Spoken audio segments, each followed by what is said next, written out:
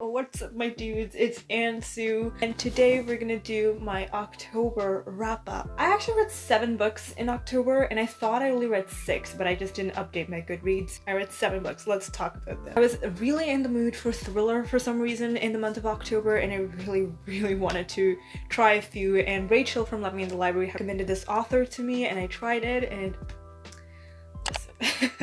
it was Behind Closed Doors by B.A. Paris. This book is actually a domestic thriller, so if you're looking for that, definitely pick this one up. It was so good. It was so creepy and I loved it. We have 2 characters, Jack and Grace. They're basically a couple that's perfection, essentially. So Jack is very wealthy, he looks really good, and Grace is just very charming and elegant. There might be like parts in you where you don't want to like these people, but you would absolutely adore them because they're perfect. Grace is also such a charming person. You would want to know her a little better, but the problem is you can't really know just Grace because Jack and Grace are pretty much inseparable. You can never see them apart. It's difficult to see just Grace on her own. Some people might say this is true love or something, but some people might also ask like, why does Grace never answer the phone? Some people might even ask like, why can't she go outside for coffee or something even though she's not working? On Goodreads, one of the lines is how she can cook such elaborate meals but remain so slim, and why there are bars on one of the bedroom windows.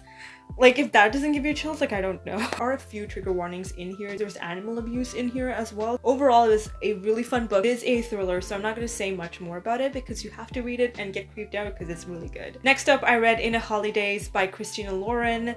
I had gotten this book from NetGalley like months ago and I finally got to it and I finished it. I gave this book a 4.5 stars. In this book, we have Maylin Jones, who is living with her family. She does not have a good job. She's not happy with it, and she makes a romantic error. During Christmas, about 3 or 4 families come together into this cottage home in Utah, I believe, and they all just celebrate Christmas together. They have done this whole trip thing for so long. One thing is that May is kind of in love with one of the boys of another family, but she makes a romantic error in the very beginning of the book, which she does not know how to fix. As May's family is leaving the cabin, she is having like a mental breakdown because of the situations that happened, and she is begging the universe to show her a sign of what will make her happy. Right when she wishes that, she gets into a car crash with her family and she gasps and wakes up in an airplane. It's basically repeating the Christmas scene. I think she's going back to like the 20th of December or something, and she's living in a loop trying to figure out what actually genuinely makes her happy. It is a really fun novel, I'm gonna give it that, but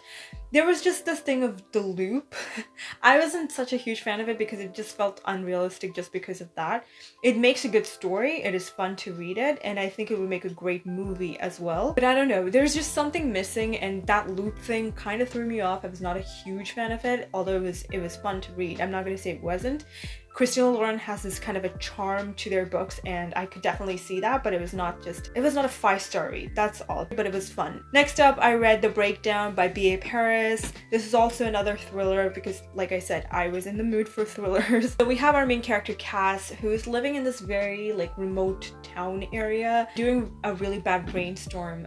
She comes across this car that was in the woods and she sees a woman in it, and she still drives on without actually checking on the woman. Later on, she figures out that woman actually was killed. She's really trying hard to put that murder out of her head, and she tries to think that, you know, it's not her fault, and she can't really tell her husband that she used this shortcut to come home because he strictly told her to not use it because it's a very abandoned area. But since that night, she continually keeps forgetting things like how to turn on a coffee machine, and her reasoning is that her mother had Alzheimer's at a very young age and she thinks she's also getting that issue with herself. Only one thing that she can't seem to get out of her head is the woman in the car, and she's trying to deal with the guilt that she's feeling. She also keeps constantly getting these silent calls from someone, and she is so sure that it is the killer of that woman that's calling her and just traumatizing her because she knows something.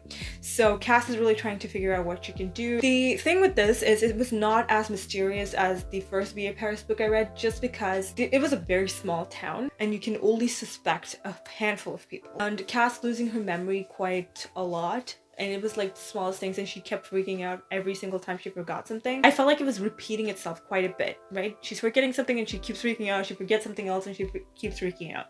Same thing kept happening over and over again, and I just kind of got a little bored with it. But other than that, It was a fun read. Yeah, I just give it 3 stars, not as good as the first one that I read. Next up, I read The Dilemma, again by B.A. Paris. I gave this a 3.5 stars out of 5. This one was different. We have Livia, who's ready to celebrate her 40th birthday, and she has wanted to have a huge party. The reason for this is her parents were not happy about the person that she was with, and she didn't have a good wedding. Even though her parents were rich, they just kind of disowned her, and she has to kind of figure out what she wants to do in her life and whatnot.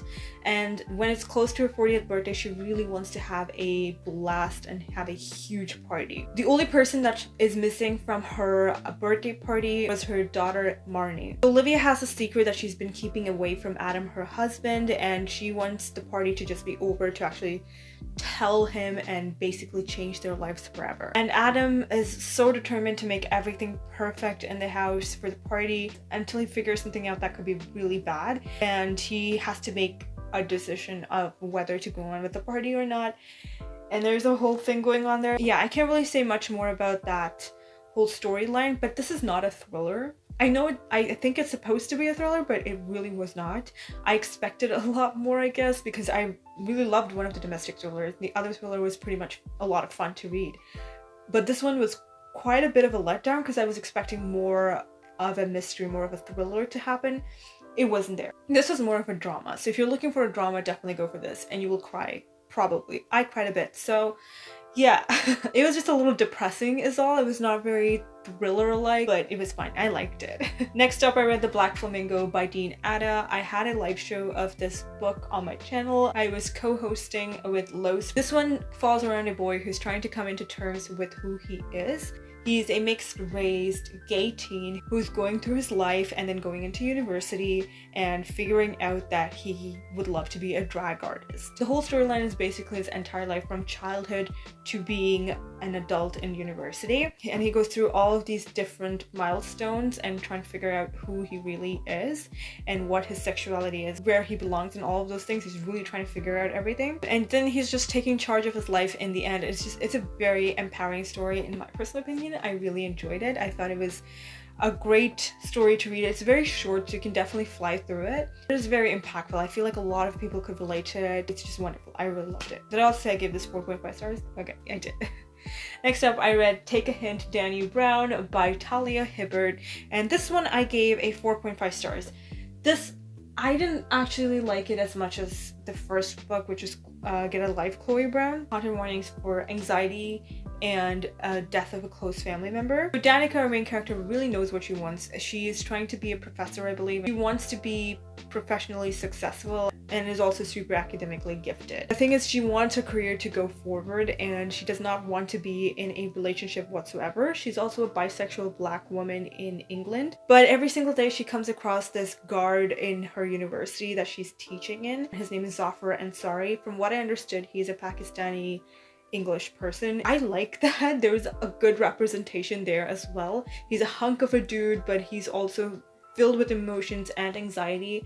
That is something that is not talked about a lot, especially in men, and I think that was really nicely done. Zaf is also an ex-rugby player, and some things happened in his life and he no longer is a professional rugby player. In the present day, something happens where Zaf saves Danica's life, and there's a hashtag going on, hashtag Dr. Rug Bay. People are talking a lot about Dani and Zaf, and it turned out that Zaf had this sports charity that he was doing and it could definitely use the publicity, and both Dani and Zaf come into the conclusion that they should keep going with this fake relationship for the publicity. Needless to say, it is a romance. They fall in love, but they have a lot of hiccups along the way, and it's a lot of fun. I really enjoyed it. It was a really sweet novel, and I'm definitely gonna keep reading the rest of the series. I think there's one more book and I'm so looking forward to that. Finally, I read The City of Brass by S.A. Chakraborty, and I gave this a 5 out of 5 stars. I really loved it. I also did a lecture on this with Rachel,